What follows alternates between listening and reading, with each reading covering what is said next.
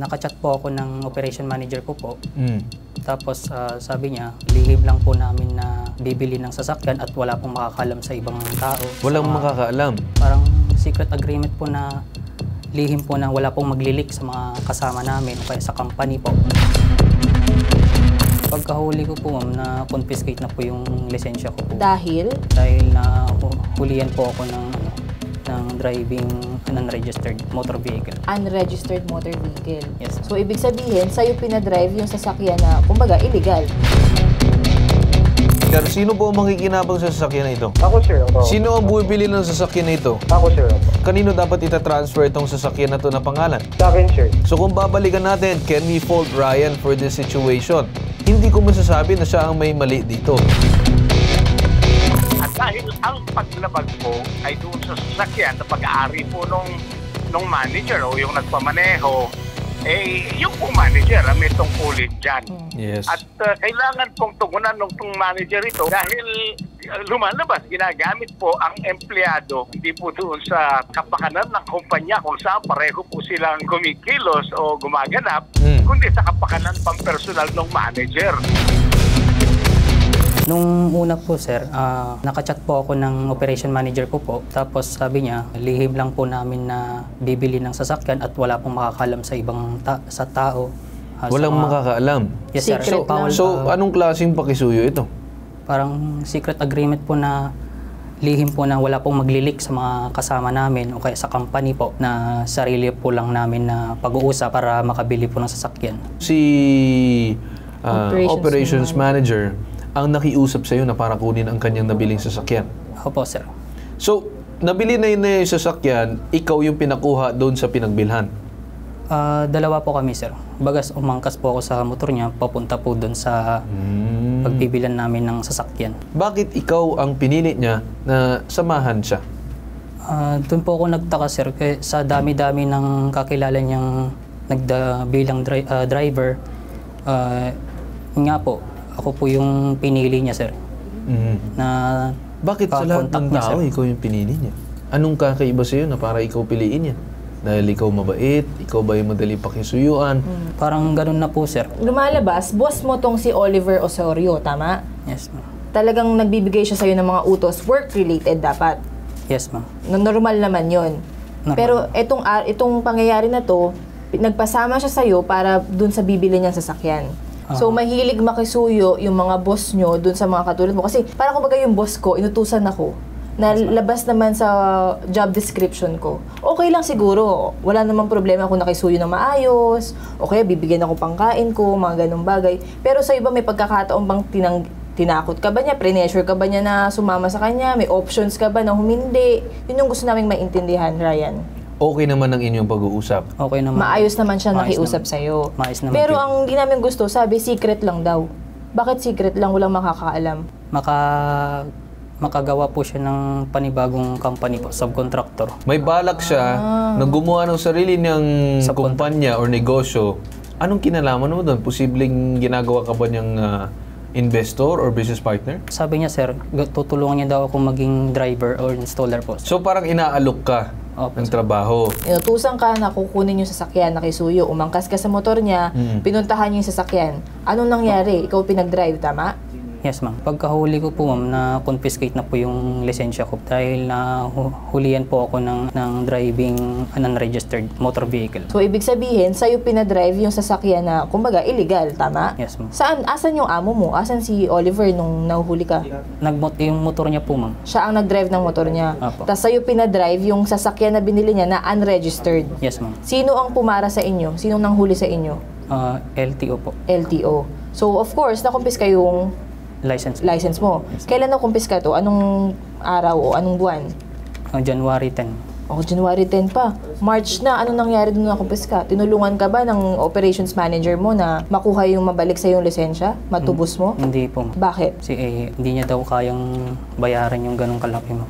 Magkano na ba inabot? Mahigit 10,000. Hindi niya kaya. Nakabili nga siya sa sasakyan eh. 10,000 hindi niya kaya. Nakabili ng multicab pero walang pamtubos ng inyong lisensya. Natatakot ka ba sa operations manager mo? Kasi pag nagkukwento ka, parang hindi ka pa masyadong ano sa kanya eh. Kinakabahan lang. Kinakabahan ka. Pero natatakot ka ba rito sa operations manager mo? Kasi Hindi. may pagkakamali siya sa'yo eh. Meron lang po, konting po. Okay, sinubukan niyo bang mag-usap dalawa? Kasi siya ang makakaresolba nito. Nahuli ka dahil sa kanya. Hindi ko po siya nakakusap ng maayos ngayon, ma'am. Kasi gano'n na po yung pananalita niya po sa akin. Paanong ganun? Yung galit po. Aggressive na siya. Opo. Ano siya? Sabi niya ayaw niya, hindi niya babayaran. Opo, gano'n na po. Bakit daw? Ang gusto niya po, ma'am, makihati po. So magpi-50-50 kayo doon sa nangyaring violation? Yes, sir. Anong nararamdaman mo dun? Nang hinayang po ako. Siyempre, wala po akong pera na pantubos din po. Sinubukan mo ba talaga makiusap sa kanya at parang kahit paano talagang magmakaawa na, Sir, baka naman talaga nagawa nyo na lang ng paraan kasi hindi naman po talaga ito na lakad ko dapat at nakiusap po kayo sa akin. So, kung sana po, sir, na kayo na lang po siguro ang magtubos. Nakiusap po naman ako ng ganun, sir.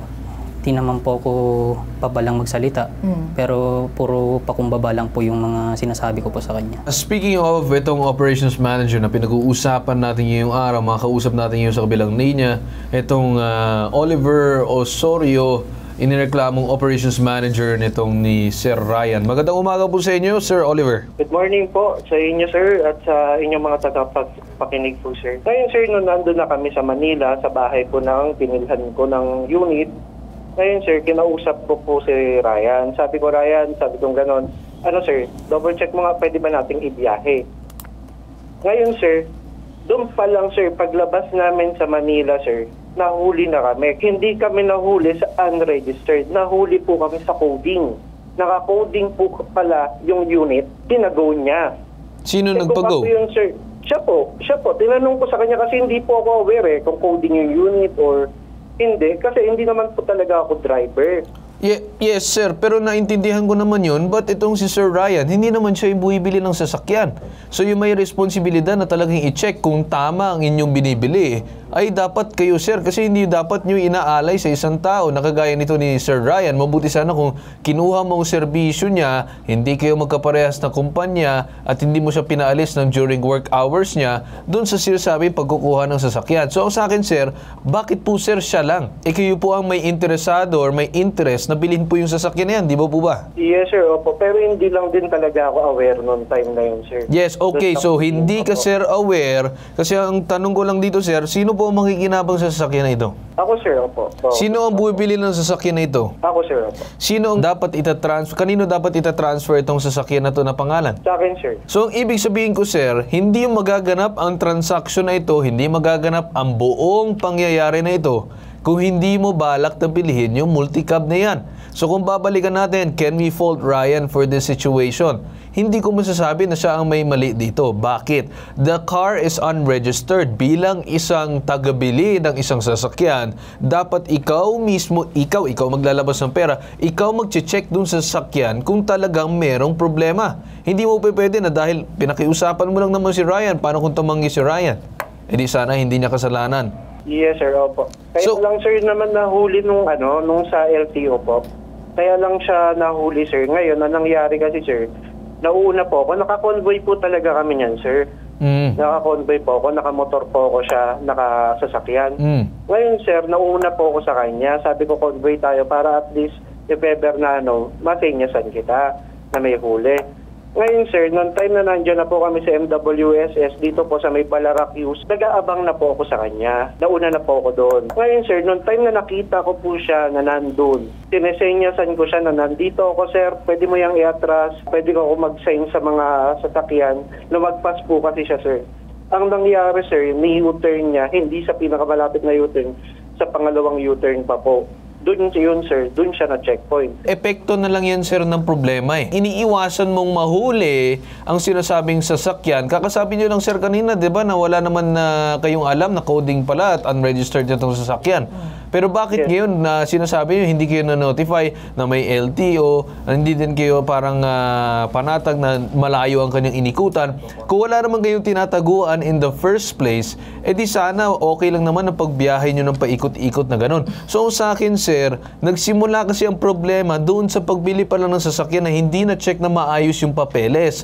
Na kung saan hindi na-check kung registered ba ito, coding ba ito ngayong araw, ano bang pwedeng gawin dito. Yun, sir, yung naging problema, yan po ay ang ugat ng problema. So para sa akin, kung akong tatanungin, hindi po pwede ipataw kay Ryan ang kasalanan na kung saan nagkaroon ng violation ng sinasabing coding at unregistered. Kasi hindi naman siya otorisado na tao talaga na dapat driver na sabihin natin dito sa sitwasyon na to. Pinakiusapan mo lang siya eh. Tapos ngayon nagkanda leche-leche. Tapos ikaw yung magsasabi na, ay, si Ryan yung mali. So, saan dito, sir, yung mali? Pakisabi lang po sa amin. Mali ko lang, sir, kasi pinabiyahe ko yung unregistered. Yun po yung... Correct. The main problem ay nakuha ang kanyang lisensya, kailangan tubusin, so kailangan ito bayaran. So number 1, ano ang violation doon sa LTO? Sabihin na natin siguro, baka kasama doon yung coding, and then kasama din itong sinasabing unregistered. Hindi po pwede na kayo ay maghahati doon sa sinasabing violation. Ang dapat gawin nyo, sir, bilang ikaw na tagapagbili at nadali ang inyong driver, kayo ang mananagot. So, ano na natin gagawin ngayon para matubos yung lisensya ni Sir Ryan? Yun lang naman ang gusto ko umabot dito. Sir, kung ano po yung demand niya, sir, yun naman din yung aanahin na lang. So, kapag sinabi ni Sir Ryan ngayong araw, bayaran nyo yung buong violation, babayaran ninyo. Pwede ko pong gawa ng paraan ngayon. Ikaw naman ay nangako ngayon na sa sinasabi mo na ibabayaran mo itong tao na to. Kate, ano bang sa tingin mo? Ano bang place or lugar na pwede silang magkasundo para talaga malagay on paper? Ayoko lang ng sabi-sabi lang. Kaya mo ba siyang samahan ngayon para tubusin na, Sir Oliver? Actually, baka hindi ko po siya masamahan, ma'am. Hindi, pero ang kailangan lang naman namin marinig, Sir Oliver, dahil kasalanan ng truck na binili at ikaw naman yung nagmamay-ari nun, maibigay mo kung magkano yung kailangan tubusin. Yes po. Pwede yan. Yun yung klaro sa amin. Ngayon, yung setup, Sir Ryan, saan mo ba tutubusin yung lisensya? Dito lang po sa may LTOS. Magkano na ngayon? Sa 10,000, 10 pesos. May resibo ka ba or something? Dito yung ticket ko, ma'am. Okay, sige. Pwede mo bang ipadala na lang yung pera kahit siya na ang magtubos dahil lisensya naman niya yun? Pwede po. Gagawin ko na lang din ng paraan po. Yes, within the day, Sir Oliver, kakayanin mo? Opo, I try my best, ma'am, para matapos to. Yes, kasi talagang lumalabas, Sir Oliver, pasensya ka na, ikaw ang may kasalanan dito. Kaya tubusin nyo na po yung lisensya. Dahil kawawa rin naman tong si Ryan. So, siguro, let's talk to Attorney Batas muna on the phone para hingihan ng advice dito sa pangyayari ito. Magandang umaga sa inyo, Attorney Batas. Magandang umaga po muli, Ginoong Carl Tulfo. Magandang umaga po sa mga kasampayanan natin nasa ipabitag mo. Ang may kasalanan ay yung pong sasakyan na ipinamaneho na hindi pala rehistrado. Tama.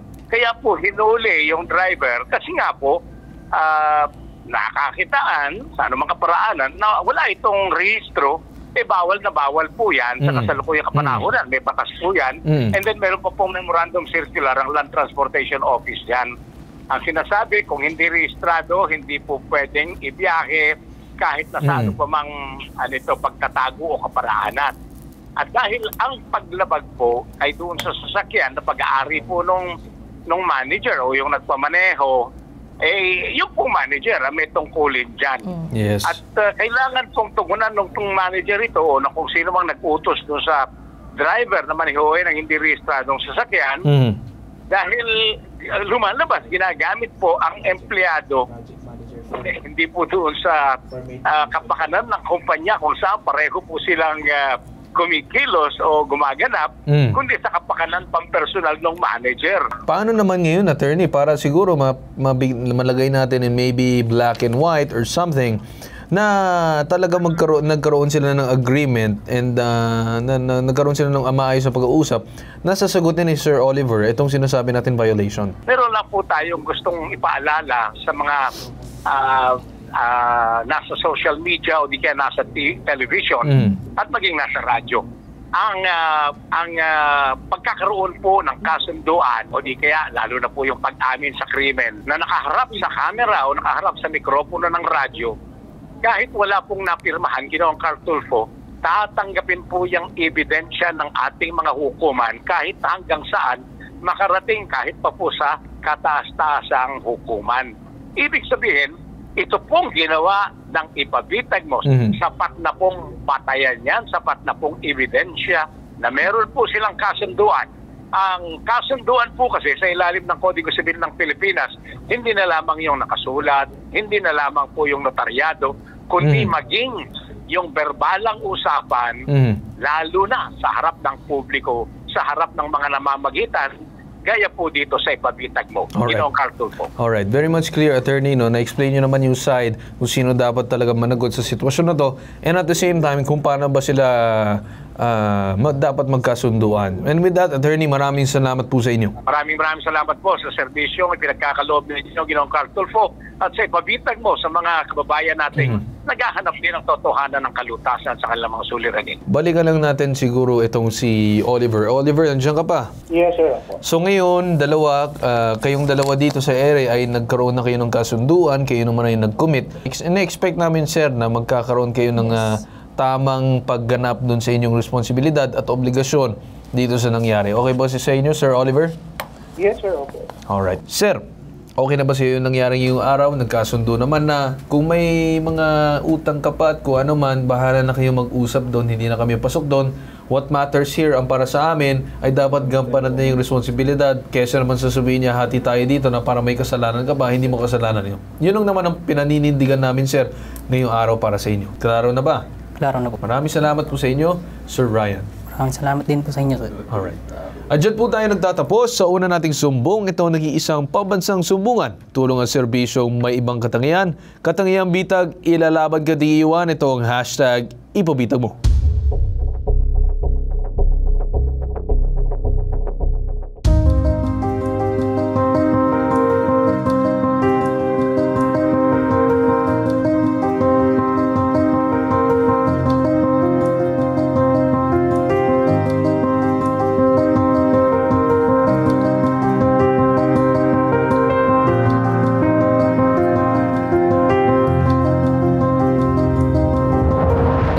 Aking driver license. Maraming salamat po. Tsaka makakabalik na rin po ako sa pagmamaneho po. Maraming salamat din po sa Team Bitag tsaka na kay Sir Carl Tulfo. Maraming salamat po.